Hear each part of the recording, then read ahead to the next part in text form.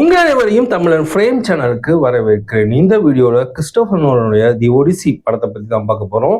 இது கிறிஸ்டோபர் நோலனுடைய மூவிஸ்லேயே ஒரு டிஃப்ரெண்ட்டான அட்டம்ப்ட்னே சொல்லலாம். இந்த படத்தினுடைய ஒன்ல என்னன்னா, ஒடிசியஸ் அப்படின்ற ஒரு கிங் வந்து எத்தாக்கா அப்படின்ற ஒரு ஐலாண்டை ஆட்சி பண்ணிட்டு இருக்காரு.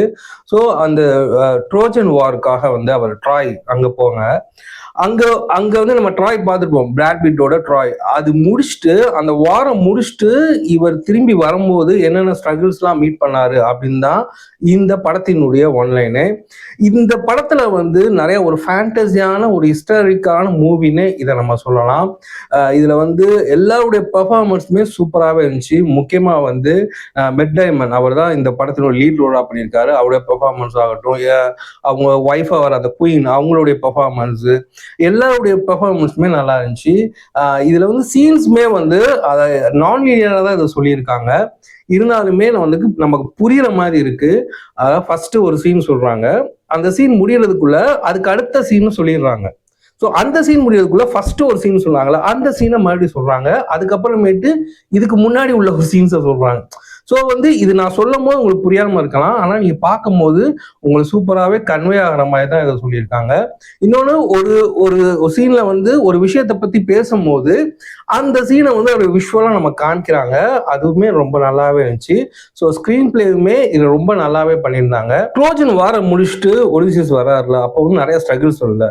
அதெல்லாம் வந்து ஓகே, ஒத்தக்கன் அப்படியே ஒரு அரக்கன் மாதிரி ஒருத்தர் வராங்க, மனுஷங்களை பண்ணியா மாத்திர மாயக்காரி, இந்த மாதிரி சில ஸ்ட்ரகிள்ஸ்லாம் வருது. இது என்னதான் ஸ்ட்ரகிள்ஸ் வந்தாலுமே இதை சொல்றது எல்லாமே வந்து ஒடிசியஸ் தான். அவர் தான் இதை சொல்லிக்கிட்டு இருக்காரு. ஸோ வந்து இவர் என்ன ஸ்ட்ரகிள்ஸ் வந்தாலுமே இவர் சாக போறது இல்லை, ஏன்னா இவர் ஃபிளாஷ்பேக் சொல்லிக்கிட்டு இருக்காரு. அப்படின்றனாலேயே நமக்கு வந்து ஒரு இன்ட்ரெஸ்ட் இல்லாம தான் இருக்கு. அவர் உயிரோட சேஃபா இருக்காரு அப்படின்ற ஒரு நினைப்பு மனசுக்குள்ள ஓடிக்கிட்டே தான் இருக்கு. மற்றபடி இது ஒரு நல்ல ஒரு ஸ்கிரீன் பிளே தான். எமோஷனலான நிறைய விஷயங்கள் வந்து நம்மளை கனெக்ட் பண்ணியிருக்காங்க. ஒடிசியஸ்க்காக வெயிட் பண்ற ஒரு கண்ணு தெரியாத ஒரு பர்சன் ஒருத்தர் வெயிட் பண்ணிட்டு இருப்பாரு. அவர் வளர்க்குற ஒரு நாய், ஒடிசியஸ் வளர்க்குற நாய் வந்து 20 வருஷம் அப்படியே உயிரை கையில பிடிச்சிட்டு இருக்கும். அவர் ஒடிசியஸ் வந்த உடனே அவர் வந்து அப்படி தடையை கொடுப்பாரு, உடனே அப்படியே உயிரை விட்டுரும். ஸோ அந்த மாதிரியான எமோஷனலான விஷயங்கள், ஒடிசியஸ்க்கும் அவர் ஒய்ஃபுக்கும் உள்ள அந்த டயலாக் போர்ஷன்ஸ் எல்லாமே நல்லாவே இருந்துச்சுன்னே சொல்லலாம். சில சீன்ஸ்லாம், அதாவது 18+ சீன்ஸ்லாம் வந்து கட் பண்ணியிருந்தாங்கன்னா குழந்தைகளை கூட்டிகிட்டு போய் நம்ம இந்த படத்தை பார்க்கலாம். ஏன்னா ஃபர்ஸ்ட் அந்த 1 ஹவர்லாம் வந்து குழந்தைகள் நல்லா என்ஜாய் பண்ணுவாங்க. அந்த மாதிரி தான் இருந்துச்சு. தமிழ் டப்லாம் நல்லாவே பண்ணியிருக்காங்க. என்னோட சேனலுக்கு நிறைய பேர் சப்ஸ்கிரைப் பண்ணியிருக்கீங்க, அதுக்காக நான் உங்களை ரொம்ப தேங்க் பண்ணிக்கிறேன்.